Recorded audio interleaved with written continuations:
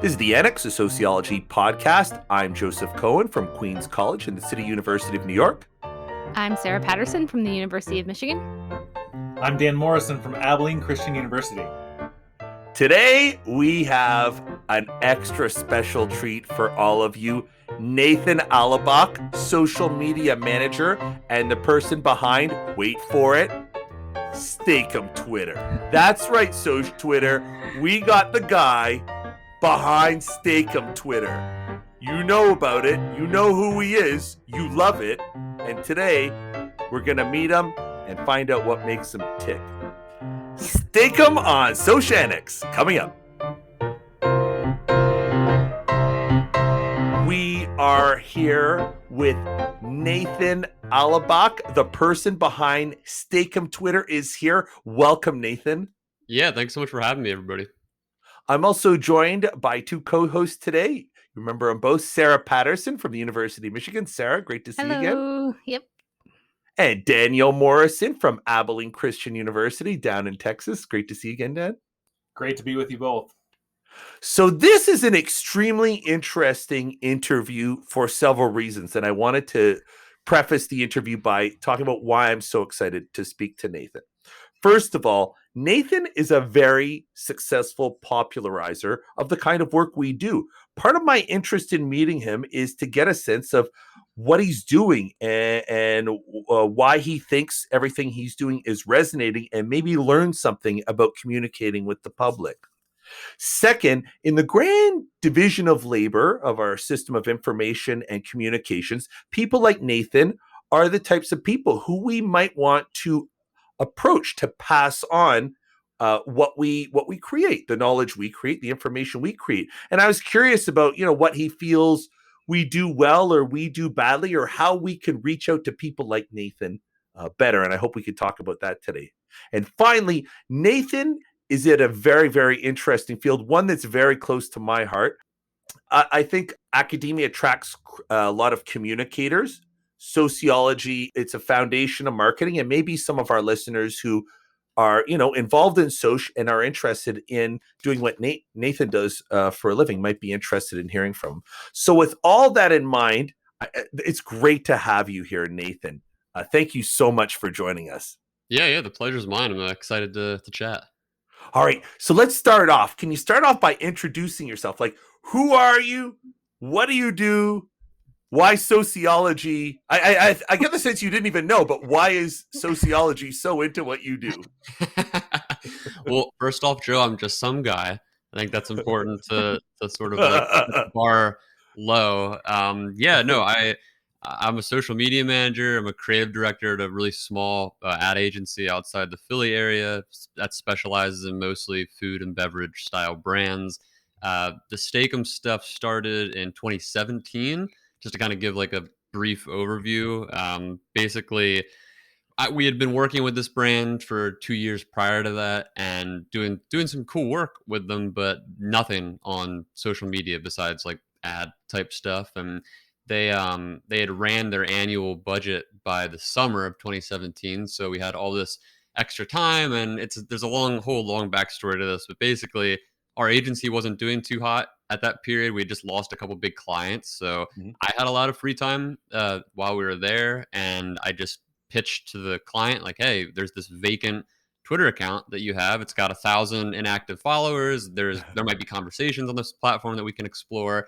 And to be honest, I didn't know much about Twitter. Like let me rephrase this. I'd been on Twitter since 2009, but not, when I look at how Twitter is used now, I was not a Twitter user. Like I used it to sort of like personal journal, like random things I was doing into the void. Like I didn't engage with other communities. Like I wasn't really active in any meaningful way.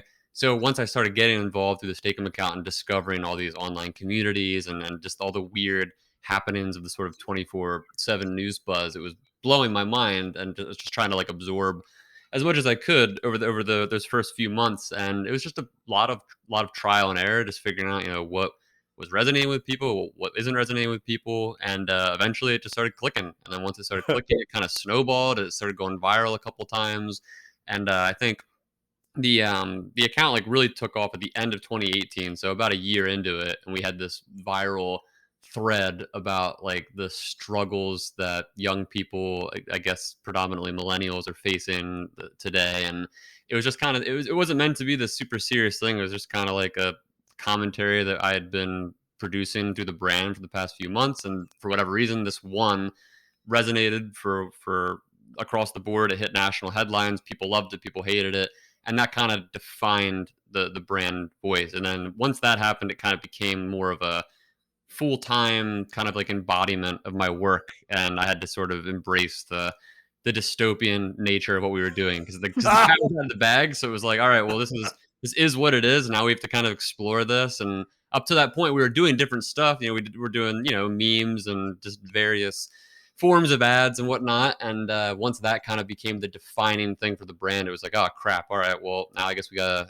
see where this goes. So that's how I came into it. But just to, I guess, 10 more seconds, I don't have like a crazy academic background. I'm a liberal studies major. I've taken a handful of philosophy, psych, social classes, flunked a couple of them. Not like a super well studied guy, but I do love learning, and that's what I spend most of my free time doing. So I guess that's kind of how I am able to weirdly juggle that kind of content into the marketing that we do. Yeah, when I first reached out to Nathan, I we were convinced. Joe was a fangirl. Oh yeah. And But I was like, okay, I wonder whose student he is. I was like, this is clearly a graduate student. He just had such a knack for sociology. And you might not have catch it in Nathan's response, but like, he is not trained in well, I shouldn't say not trained. You have a liberal studies degree, like, but it's really just a passing acquaintance. You kind of got into it, I guess. And there's so many people who I know exist on Twitter. I don't know if they're fans of your podcast, but I know they're out there who would hear you say something like that and just they're cringing at this recording, just being like, oh, this is blowing so much smoke up this guy's ass. Because there's so many people that their main criticism of what Steakum produces is like, well, these are all just kind of like 101 talking points from these like miscellaneous liberal studies courses. To which I say, absolutely they are. But it's my job to communicate them, and that's sort of like where the interesting tension is. It's like, okay, yeah, it's one thing to say, okay, this is a really basic idea, it's not super hard for somebody to grasp. It's another thing to be able to communicate that effectively, and that's something that I don't know how good or bad I am at that on the aggregate, but I do. For the posts, I take sometimes weeks sharpening them and making it like, you know, it's like a formula, just figuring out like, how are you going to get this, like, who's going to think what when they read this, you know, like what's the backlash going to be, like what are the ups and downs of the potential outcomes. So that's something I have to put a lot of thought into with that kind of work, since it is marketing, you know. Yeah. Although, you know, the credentialism is always where people go when they got nothing substantive to say. I got to tell you, right? And on a blind read, like, I recognize some of the articles you were channeling. Like, they were real articles. Where Tina Fetner was on. I think she was like, oh, look, Steakum read Paul DiMaggio or something like that. Yeah, I guess that is interesting. Like, sometimes you can read a certain, like, a talking point or like a term, and you're like, oh, I know the video or the article or the book that this is most likely referenced from. It is fun being able to pick that out in people's work. But I want to just clarify. So you were trying on the Twitter account, you were trying different content, you were trying different voices, and when you started getting into sort of this, I guess it's like social science informed commentary, it's very sociological. That's what resonated with audiences, and you just kept on going at it. Is that? Yeah, I think it was the sort of both sides, like on the one hand, it's commentary that resonates because it's true and it's kind of basic and easy enough for the average person to grasp. Like, they read this laid out version of a concept, and like, okay, I get that. But then the flip side to that is the fact that it's coming from a frozen meat brand. And I think that's where the absurdity of it is. And I tell people all the time, like, I run a lot of brand accounts, and I've run a lot of brand accounts over the years. I've never been able to replicate, not that I shouldn't say the success, because the time I've spent on Steakum just blows any time I've spent on any other brand out of the water. But in terms of like getting that level of attention, it's so rare in marketing in general. And I think so much of it is that juxtaposition between, you know, here's content that is a value add to people's timeline or whatever, but then you juxtapose that with the fact that it's coming from this absurd meat product, and that makes it this like entertaining, absurdist thing that people can then laugh about while they're consuming the media. So it has that kind of infotainment aspect to it. What do you think made Twitter the magic pill? You know, like what was that about versus Instagram or TikTok or all the other options that you might, I don't know if you use them, but you know. It's an interesting question because this is something any new brand I work with or agency or whatever, we're always trying to pitch Twitter through to them, like the sort of importance of it, because it's not in like the top 5 main platforms that people think about when you think social media. And I think for me, it comes, I mean, it's so many things, but I guess it comes down to one, Twitter is one of the last remaining organic platforms that you can like really grow a presence on, whether you're an individual or a brand or an institution or whatever. That along with like TikTok, they're probably the easiest to grow on organically. So that's like a huge selling point. I mean, if you're going up into Instagram or Facebook for the first time, or even YouTube, it's super hard to break through without like a paid budget at any scale. So that's like the main thing. But then two, it's where culture happens. Like I don't know how else to explain. I mean, obviously Twitter, the makeup of Twitter is very specific. You know, it's a little bit elite, it's a little bit I get the word elite sums it up. I mean, it's a lot of people in cities, it's a lot of high media, journalists, writers, academics, etc. So obviously, it's not completely representative of the U.S. or the world at large, but it's because it's driven by those academics, journalists, celebrities, and what have you. There's a lot of just high-paced, 24/7 news and current events and trends that are cycled through it quicker than you see almost anywhere else. Maybe Reddit is probably like the most comparable platform where you see these trends kind of like dished out at that pace. So it's a great space for brands to kind of get in at the ground level of a trend, whether it's a meme or a topic of conversation or something that's happening in the world that you want to like make sure that you're on top of, you know, and all those things combined make it a space where you can one get attention from journalists or writers or YouTubers or podcasters, whoever you're looking to get attention from. So you can get that attention, which can then translate to earned media. It can translate to monetization in other ways. Like for you guys doing a podcast, obviously it becomes like a sort of audience builder. It's a place where it's like you can find people that will follow you and listen to what you have to say. So all those things combined, it's much more accessible for people trying to monetize whatever it is they're doing than Instagram or Facebook or any of these other platforms that just take longer and more commitment, I think, to build over time. I mean, I was just interested in this idea of resonance, right? And the people who use the platform and this like, you know, this somewhat academic but also still relatable content. And so putting those two together seems like the spark in this case. I don't know that whether that's replicable, right, necessarily for any other brands, because I do think you get a lot of mileage out of the fact that this is a frozen meat company, right? I mean, this is not like, it's not the New Yorker, right? I mean, the New Yorker's Twitter feed is a totally separate thing, and you would maybe expect, you know, quotes from Paul DiMaggio or whomever, you know, but it does add an extra dimension, I think, to it, you know. And I think that's something, I talk to colleagues and people in the industry that we're trying to pitch to often about that exact thing, where sometimes I'll test it even on myself, where I'll take an exact tweet that we do through Stakem and I'll post it on my personal account, which isn't huge. I mean, I've got like, I don't know, it's like somewhere over 15,000 followers, something like that. I'm not like highly engaged, but it's enough where, you know, if it's a good tweet, it'll get and hopefully amplified into the, you know, the algorithm or whatever, and it never performs the same. I mean, it's like it's a completely different tone, it's a completely different message when it's filtered through this absurdist brand versus a person, or like you said, versus another institution. Like it already kind of comes across preachy in a way that some people find condescending and obnoxious, but other people who even might see that, they let it slide because they're like, oh, well, it's a meat brand doing it, so it's kind of it offsets the condescension, you know. But if it's a person saying that, like, even for me, if I were to read some of the stuff that I've written from a person, I'd be like, man, like what a douche, you know? Like that's not cool. Like it sounds very like high and mighty, but I'm aware of that through the brand. It's just not something that it's a lot more hard to replicate as a person or institution. I agree. So a frozen meat brand can never take itself too seriously because it is frozen meat. Yes. I mean, Well, that is like the sort of, if not the main cornerstone, one of like 2 or 3 cornerstones to what's made the brand so successful is the fact that we have constantly for years at this point played into the sort of self-awareness of what we're doing. Like Yeah. the fact that this is advertising, the fact that advertising is some quasi form of propaganda, depending on what model you're using historically, and how in a lot of ways, like what we're doing isn't great for the world. Like you could argue the content may be helpful to some people, but the fact that it's able to trick people so easily. I mean, like there's so many people who will just like mindlessly follow, mindlessly regurgitate.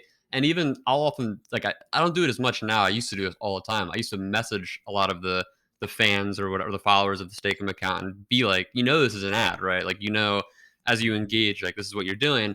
And they just be like, yeah, I just don't care, and like I think that's kind of like the weird nihilism of being a person online, where like you're so aware that you're hyper desensitized to just all the ads and all, like everybody's like trying to fight for your attention, and it just Yeah. becomes noise. So when something like this happens that resonates with you, even if you're aware that you're being advertised to, you just kind of accept it because you're like, well, it's more fun and silly than like some politician or some like propaganda network or something else that's trying to do the same thing.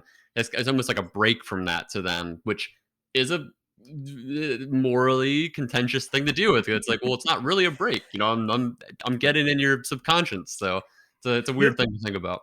Counterpoint, though, it could be that as a product, you're also free from some of the baggage that might turn off people with sort of prejudgments, right? Like if you were a Harvard professor, it'd be like, oh, who's this Harvard asshole? Or, you don't have a Steakum doesn't have like a race or a social class, or there's just nothing to get pissed off about. That's I was gonna say that's exactly it. Like people, because we're so candid about like everything that we do is marketing, everything we do is to further our own bottom line, to sell more product.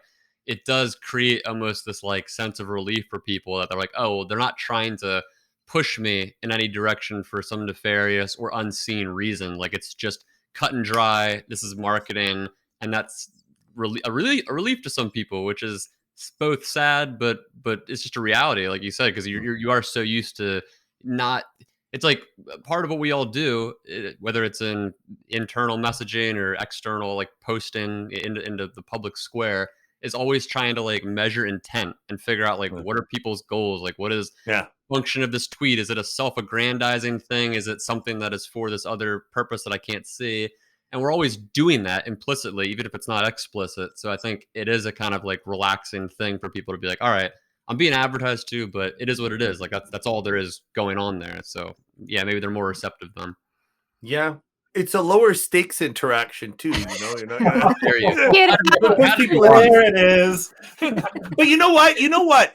It's also like there's some interesting information there, because it could be like, in fact, I already know the answer to this question, but I'm gonna put it out there.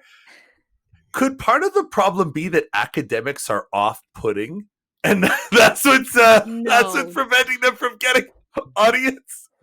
I don't know if it's like, so it's not off. I mean, it is off-putting, but it is off-putting. Come on, it's not a core problem to academics. It's to everybody. I mean, it's just everybody who has an opinion that puts it out there, especially from any experts in today's age of like populism and sort of like this innate like hatred toward elites in various spheres. I think people are just like the joke on Twitter is the blue check marks. It's like, oh, here come the blue check marks to this issue, and it's like, oh, it's a way to signal the academics, the journalists, the sort of the politicians, the people who have control over whatever the narrative might be.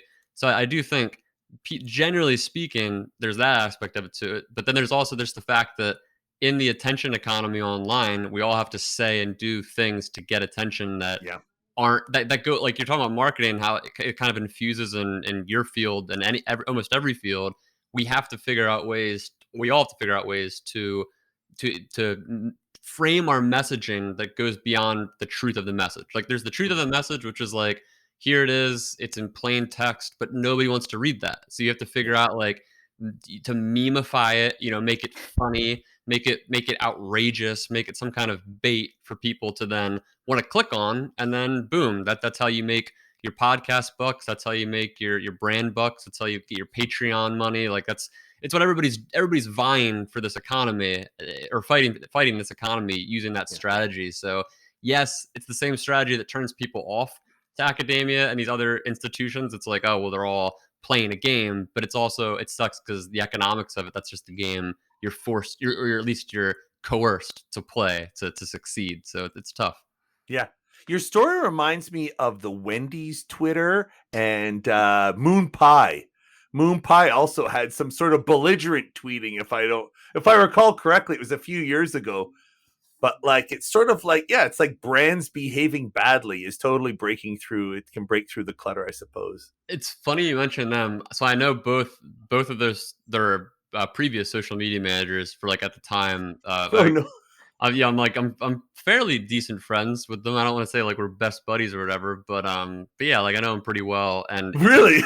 yeah, and it's interesting because before, like I mentioned at the beginning, before I got on the Steakums account, I didn't really know much about Twitter culture, so I didn't have like a pretext for like brands or whatever was trending. Like I didn't know about Wendy's, I didn't know about Moon Pie, but then I quickly discovered, especially Moon Pie, because that was it. They went viral for the first time, or at least on like a mass level, literally right when I started on the Steakum account. So when I saw that go viral, I was like, oh, like I got jealous and I wanted to be that. I was like, here's a brand that I'm trying to break out, and this one over here just broke out like that. So it became like a friendly competition type of thing, and similar to Wendy's. I mean, like they kind of paved the path in a lot of ways. There were brands way before Wendy's in like 2013, 2012 even, that were doing similar stuff, but not at the level that they brought it to. Like they made it. I think like the Wendy's Twitter was literally featured on Anderson Cooper. I mean, it was like they made like a national phenomenon on Twitter. So it's been interesting watching the kind of progression of brands since then to now to do what they do. It's funny we did. No, go, Sarah. I was just gonna say, is this kind of stuff short-lived, do you feel like? I mean, well, you it's know. the trend of brands on Twitter specifically. Like I said, it's been going on really since the beginning of Twitter. Since like you can trace it 2007, 2008. But it didn't really pick up till 2013 with like Denny's Diner was one of the first big ones, and Arby's. It's always fast food restaurants and CPG brands, but I think often like like where is the sort of inevitable conclusion? I think one trend I can say the past few years since I got started in this at least is that there's less and less Steakum and Wendy's that happen. Like you once in a while you see an account like the New Jersey government account was a viral one that blew up. Obviously, it's not a food brand, but similar brand essence, whatever. And they became pretty iconicized once because that was like the first government account that was being like weird at that like high of a level. There were ones prior to it. There's like the Pennsylvania Treasury has an account, and there's similar ones that do it, but they like really were a big and they blew it up. And but there's less and less of those. So one trend that we see is as the space gets more crowded, more brands kind of focus on like micro communities because it's harder and harder to break through at that macro level. So yeah, it's hard to say if it's going away or if it's just kind of changing to that more micro level. So what's your creative process? You gotta put something out. You want it to resonate. Like what's your process? How do you come up with ideas? You know, how do you formulate them? Like what share some secrets with us. I feel like I'm not alone in terms of creatives where a lot of my thoughts just randomly, they spontaneously will pop into my mind. Like I'll be in the shower, I'll be walking our dog, doing just random stuff. And then you get a thought and I have to drop everything and jump on Twitter and write a draft out to make sure the seed is planted for later to kind of explore. But yeah, I don't, it's tough to say. Like, so I guess maybe the applicable way of answering that question is like when I'm not feeling like the sort of spark of creativity, like what do I do? It can range from reading. Like sometimes I'll go through a book. Like I've been paging through Julia Galef's new book. She's part of like the rational sphere, blogosphere online, and it's a great book for paging through because it's just packed with these like little isms, you know, like things that might be a useful thing to tweet about, you know, like a paragraph might have a term I've never heard of, or something that is just super relatable, and I'll be like, okay, take a picture on my phone, write that down for later, that I might like further explore on my own. And that tends to be how I come up with ideas when I'm not feeling inspired. So like whether it's reading a book or watching a YouTube video or reading an article or whatever it might be, or even just scrolling through Twitter, you see content, you're consuming, and then you figure out like, here's a sort of like a brain child that I can like build out of this piece that I just found. It's like, I guess that's how I mean, there's like the cliche that nothing's original. I mean, everybody kind of like you copy whatever you Yeah. see, and that's definitely rings true to me. Like I don't have a ton of like original thoughts. I don't come up with the stuff I tweet about. Like it usually starts from something I've consumed before, and then I kind of just extrapolate from there and figure out like where can I fit this into other areas and kind of like to make it a cool thought to communicate. So that's I mean, it's But- boring, but that's generally it. But like a good idea strikes me as it would only be half the battle, right? Like, what do you do once you have the idea? How do you? Okay, I got you. Yeah, so Google Docs are my best friend. I don't know about you, All right. but I literally just it's actually sad. Like my wife makes fun of me all the time. My Google Docs are just a disaster. I just have like dozens and dozens of documents, many that started and never finished, and they're just dumps of information. Like Yeah. I'll do what I just said, where I'll find content and kind of like paste it into there, and then I just start writing. Like I don't think about it. I just start writing. Like I plant the thought there, rattle off whatever first comes to my mind, and then 9 out of 10 times everything sucks, and I'm like, okay, well this is all garbage, and I never touch it again. But that Sounds one like me. time, that one I know. time, It's like it's like this for everybody. That's what I'm saying. Yeah. It's like your name. 100% relatable, Nathan. Yeah, totally. But that one time, like that great thought where you're like, okay, like this again, it might not be fully Yeah. original, but the way that I had just kind of framed it is a Yeah. way I haven't seen it framed before, and that can maybe be useful to somebody. And that's one, because there's like a million cliche things that I've picked up over the years from random, whether it's crash course videos or articles I've read or whatever, that I'm like, it'd be easy, like low hanging fruit to kind of just like throw this out there. It's almost like a cliche at this point, but I try to look for things that they, even if they're common to people like you guys, people that are in circles that are highly like into these areas, it might be common to you or like some other extremely online nerds, but for most people, they haven't like heard or seen this idea presented in that way, and those are the things that I try to look for. It's funny because we write for an audience that is extremely well informed in everything we write in, and it creates its own type of anxiety and Mhm. trials. And it's interesting for you approach it as, yeah, nobody's going to know any of this stuff, and I didn't make it up, and that's fine. You're just sort of acting as like a conduit of ideas and information.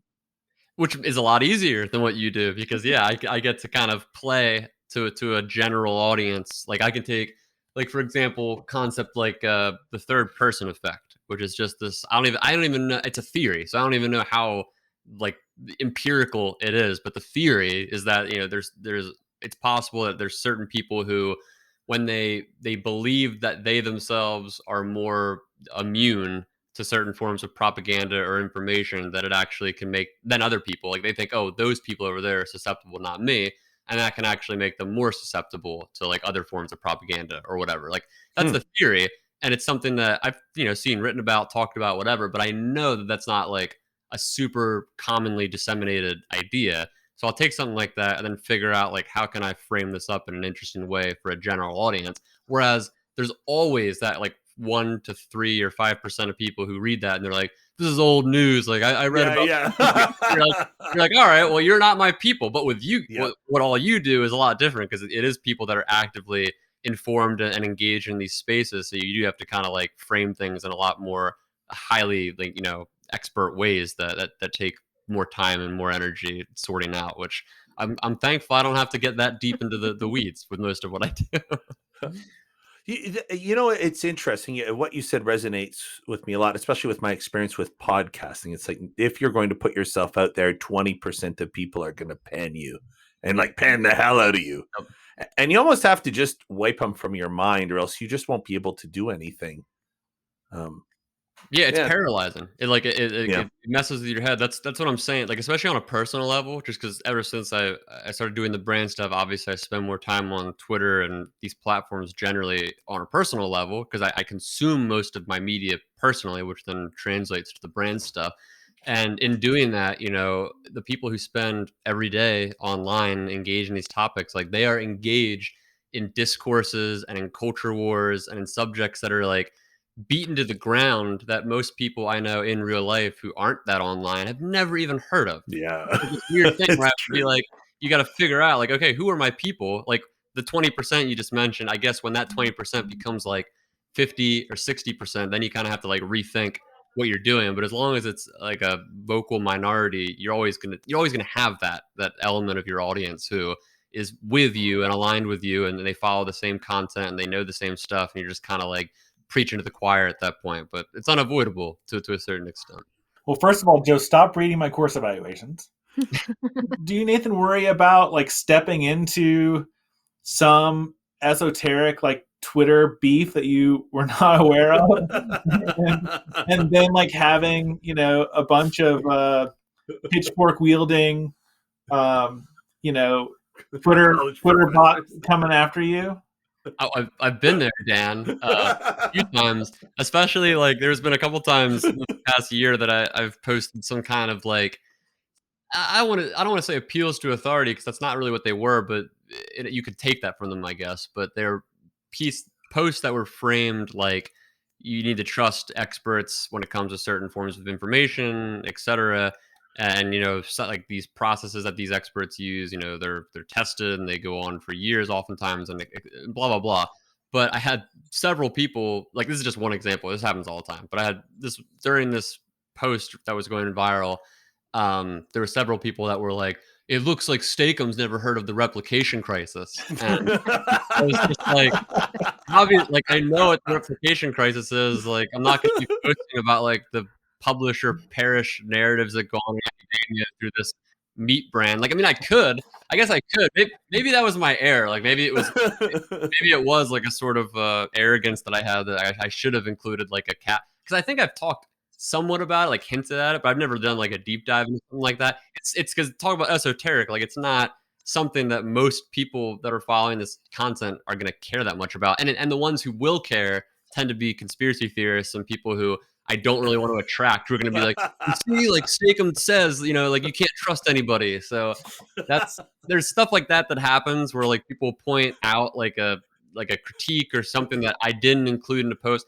Oftentimes it's something that I either didn't want to talk about or I can't talk about. Like people bring up like capitalism and shit, and I'm like, guys, like I can't say certain stuff. Like I'm not gonna be like railing on capitalism or whatever through this brand account. Like I can, play around with certain critiques and social critiques and frame them in lukewarm ways, but that's always been a main critique of a lot of the more extremely online people, which is like, well, the brand is so moderate, it's so milk toast. It's like, yeah, it's a brand. It's trying to appeal to a lot of people and not esoteric, extremely online social critics who just want to tear everything down every second. So yeah, but I do deal with that a lot, and I try to.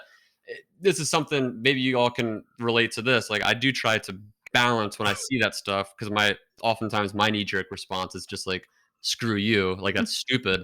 I do try to balance like, when there is like a good thoughtful critique, even if it's buried in like trolling or aggression, something that I might not like, because oftentimes critique is not like a perfectly emotionally contained thing. Usually it has all this baggage attached to it. So I do think it's important to be able to like juggle that, when you're posting through things and learning about topics that you're not an expert in, which I'm not.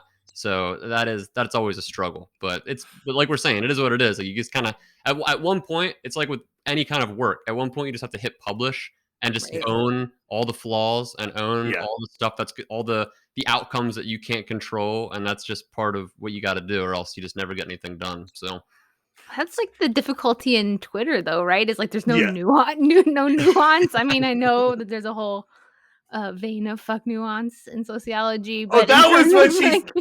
That's what Tina Fetner said he read. He read Kieran's paper on fuck nuance. I don't know if I have. Maybe I don't think I have. Maybe Maybe if I pulled it up, it would ring some bells, but Yeah, but it's like without doing, like, I mean, I've read that people don't get past like the first post in a thread anyway, but like without doing a 10-point thread every time with lots of asterisks and like follow-ups, right? Like how do Yep. you get your message across in the 280 characters or whatever it is now?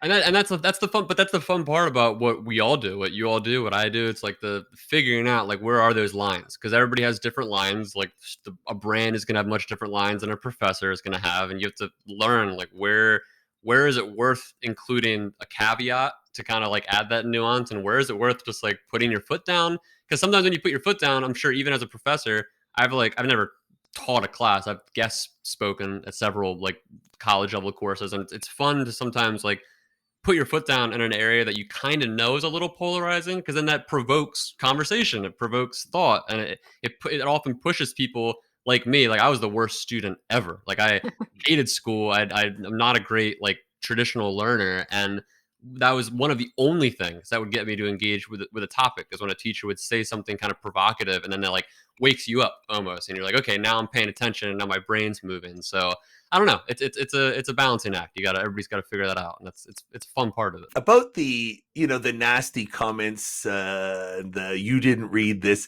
I feel like that's more grad school stuff than what you would find among professionals. I think at least my experience of our environment is that it's quite supportive. And Yeah, that's true. I don't get really that much. The criticism I do get from the sort of professor level, or like just people in the field in general level, it's almost always more thoughtful, unless it's somebody that has a bone to pick with the account or me. Like there's been specifically like just certain experts, I won't name them, who they hate me, and like oh really? oh yeah, dude. I have people. It's the stuff. People don't even believe me when I tell them the stuff that I get sent, like the death threats and I've been swatted. Whoa, Wow. really? Yeah, I've had just crazy, just people, because it's Twitter, and people take things super seriously, and again, like in part at a sort of top ambiguous macro level, I kind of understand the morality of some of this stuff. If you're someone who hates consumerism, if you hate capitalism, if you hate all the sort of players and advertising and everything, and you see this brand doing something that you view as like malicious to society, it's going to make sense that you're going to feel compelled to like project some level of angst or hatred toward it or whatever. But it's unfortunate that oftentimes it gets leveraged at me personally in very bizarre and sometimes I don't want to say scary. I mean, I guess it is scary. It's weird admitting that, but like I yeah, it's tough to grapple with it, because you're like, okay, on one hand, I understand the angst and the frustration, and I would love to like grapple more with that. On the other hand, if someone's telling me they're gonna like skin me alive or something, that's Yeah.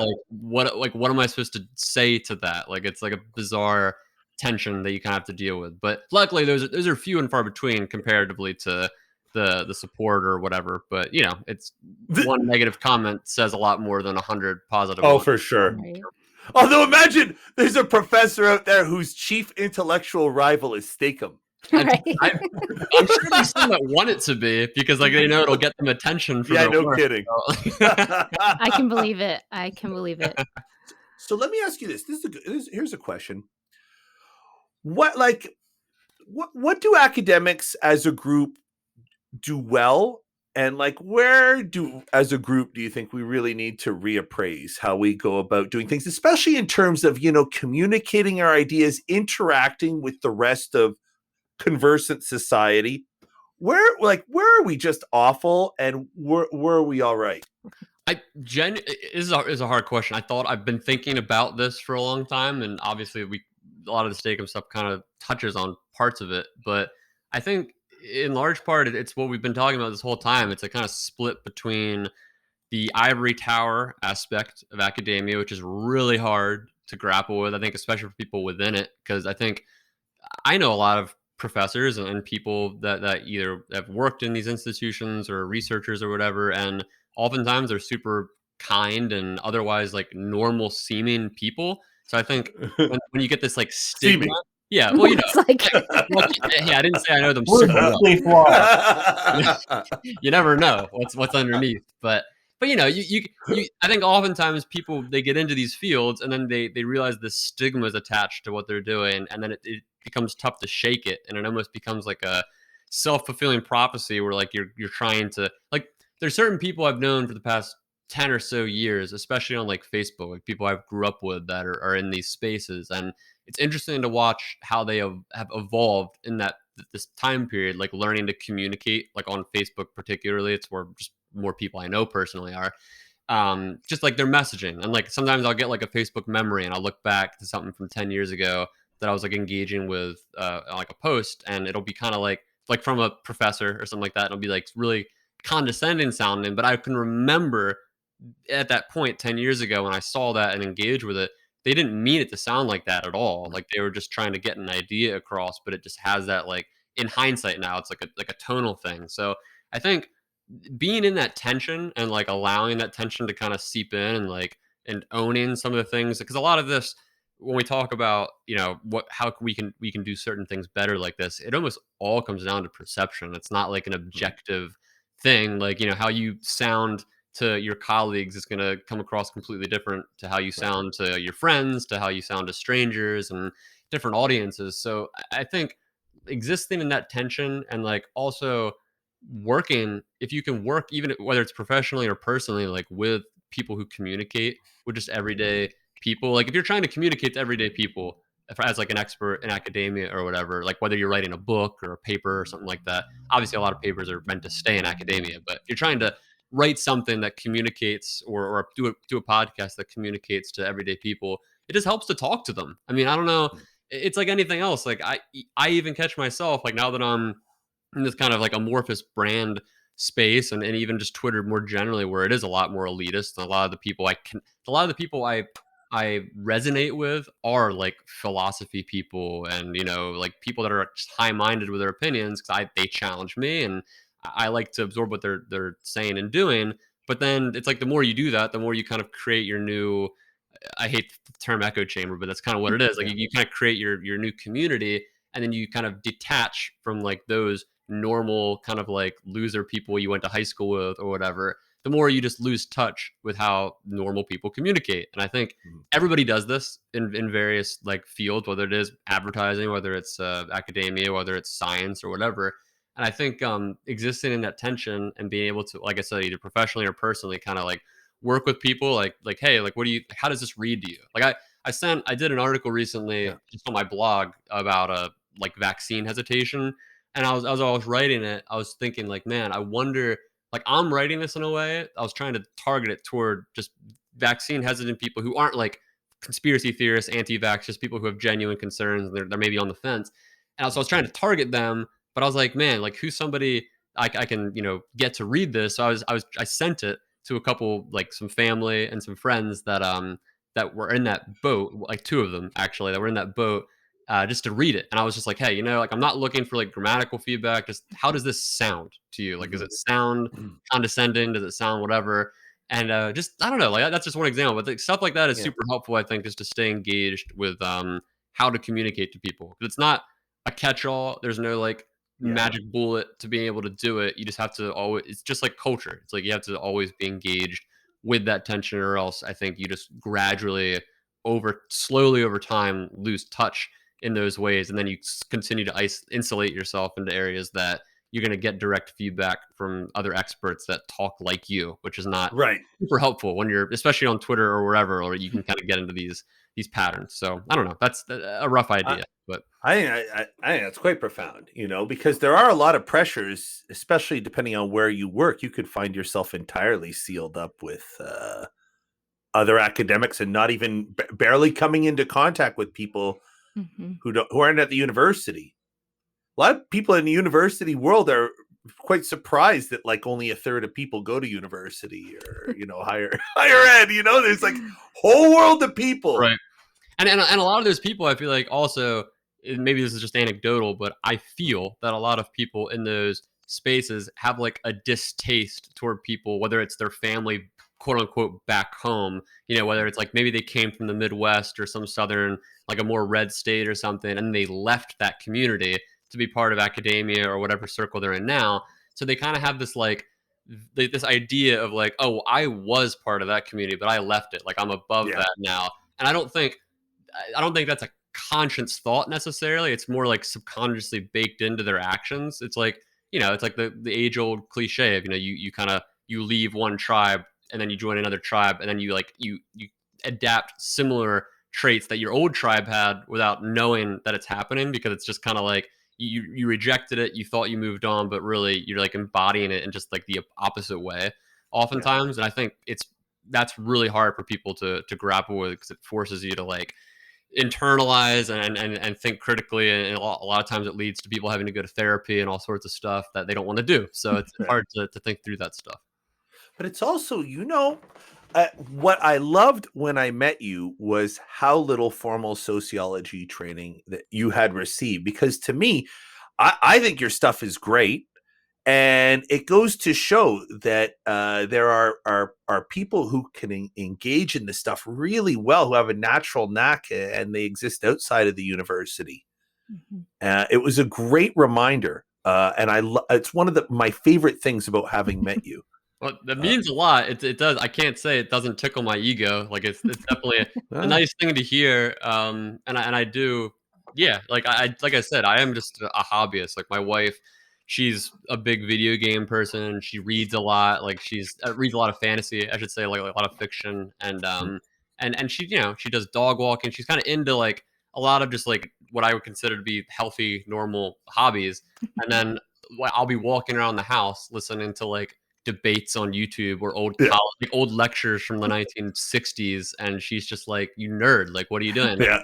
I don't know. I just since I was a kid, like I grew up in a really strong ideological household, and and community, and I grappled with that a lot growing up, and it kind of just became part of who I am. And I've always wanted to kind of learn and figure out, what's true about various topics. And in doing that, I guess you learn your limits, and you can just adapt to these fields, and you figure out, what works and what doesn't work. And I like, that's why I think I said to you in the email, Joe, like maybe I didn't frame it this way, but like I don't read like articles or books or whatever, or listen to lectures to like for learning's sake. Like I'm always like, it's always a means to an end to me, which maybe it's sad. Like I do love learning, but it's always like, how can I take bits from this and like apply it, whether it's to my work or even just my life, like something I can use, I think we all do that.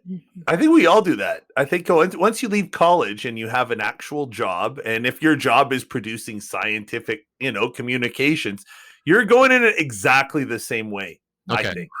Yeah. Okay. It feels dirty sometimes, it's just kind of like, yeah, I know. I read a book and then I put it down when it stops serving me. That's that type of thing, It's like, okay, well, whatever. I got what I needed from this video. I don't need to go back or support.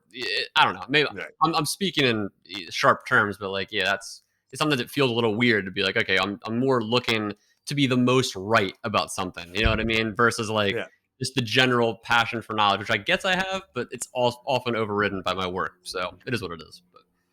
Yeah, I can actually follow up on that. So this was a question I posed in terms of like the meta-ness of it all. I feel like that sort of piggybacks on that. Is this like, how do you deal with that, and how do you deal with sort of, you kind of talked about it before, where people were coming at you about capitalism and consumerism. Like, how do you deal with the pushback about the fact that it is a brand, trying to make these social messages? Well, Sarah, it breaks my brain. I'll say first of all, my wife's a vegan, or I guess she's vegetarian. Now. She was vegan for a few years. I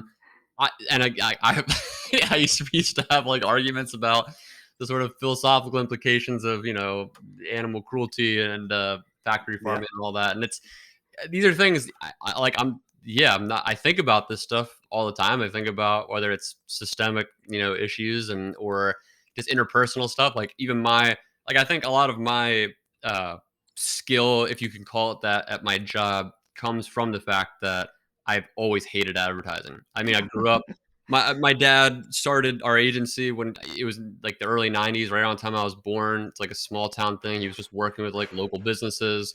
And I grew up like as a child, like hanging out in his office. There's like a small little space. And by the time I became a teenager and I started I remember reading Chomsky and whatever, and pretending I knew what it meant, and like just thinking like I had this like amorphous vision in my mind of like consumerism is bad, and like and advertising is bad because it perpetuates consumerism. And I've obviously since then kind of rounded out a little bit more of a nuanced view of these systems, but that's always stuck with me. It's always been this like again, I use the word tension a lot because that's kind of how I live, but it's something I've just I don't know I've just always had to think about. And like when I started the Steakum stuff started to succeed, that was when it became like super real because I was like, man, crap, I didn't picture myself doing this for a living. Like I was a musician before I got into advertising. I always like I literally have songs about like not selling out and crap like that. And so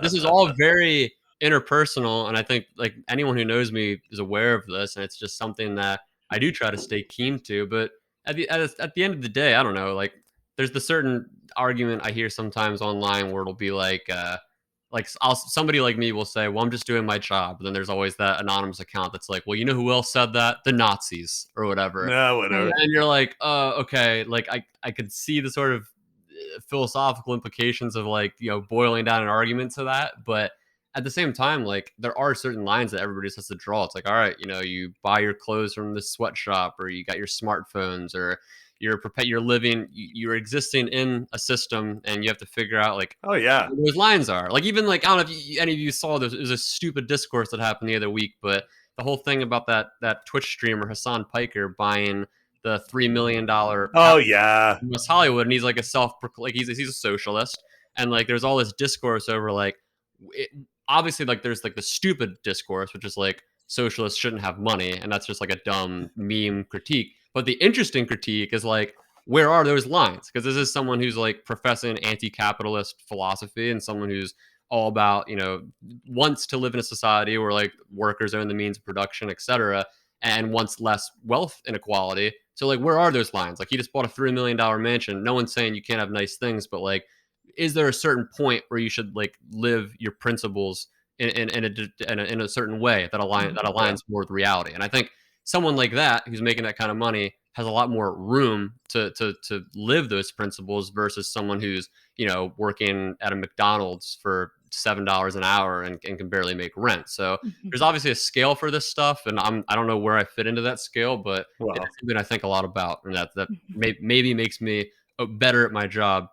Maybe I don't know. Maybe it makes me worse. I overthink everything. But My understanding is Noam Chomsky is quite wealthy, and all of his books are copywritten and distributed by commercial printing presses and sold on royalties. So I don't know. that's what I'm saying. Yeah, it's just like yeah. That's I think the you live in society yet critique society meme that's kind of like blown up. I get annoyed by it because that the stupid critique is the one that you're making money or you're working for a big corporation. That's bad. You shouldn't do that. That's stupid. Like obviously people do have to participate in society and therefore participate in social systems of inequality and things that perpetuate harm to others in the world or whatever. And that's just a reality of how we all have to live. But there are interesting lines that I think individuals can draw, and I do live in a weird tension where I'm like kind of like living with my work in opposition to a lot of my principles, and I don't know how. Like you try to do your best, but that's like the irony. Talk about the meta stuff with the Steakum. It's like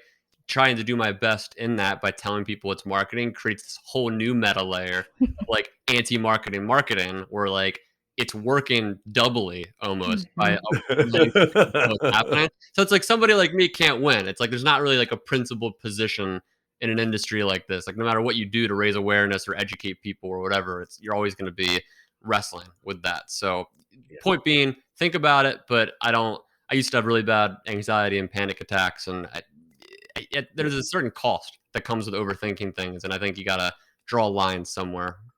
So we got to finish up. I can't believe how fast this is. But before we leave, I wanted to just pick your brains about careers in social media and marketing. There are a lot of highly skilled young sociologists who are all, hitching their hopes to, disappearing professor jobs, and there's a wealth of great careers that people with our skills can pursue, and one of them is absolutely marketing. I used to be in the marketing faculty at Temple University before I went to Queen's College. I mean, a good chunk of their discipline is sociology. So if someone loves what you're doing and would love to be doing something like that, taking their background, taking their communication skills, their ability to reason and engage, what do you recommend they do? That's a great question. The number one thing I tell everybody, whether it's friends or strangers that hit me up online about jobs, is make a portfolio.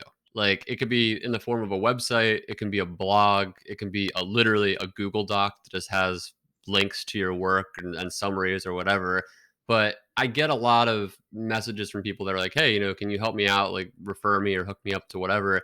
And I'll be like, okay, like what have you done? Like what can you tell me about yourself? Like what is there, that I can show? Because anytime someone, whether it's a recruiter or somebody I know personally who's like, hey, I'm looking for a copywriter or a social media manager in this space, anytime they do that and I send them a name, almost anytime they're like, okay, like all right, can you vouch for them? And two, like why, like what is their thing? Like why are you referencing them? So that's like the most important thing. I think just doing the work is something that gets neglected so much. Like there's tons of people, some of the smartest people I know haven't published anything, whether it's tweets or articles or whatever. And it's like, there's a lot of like fear, I think, of the internet being forever and just like people that are perfectionists, never wanting to finish an article or a piece or whatever.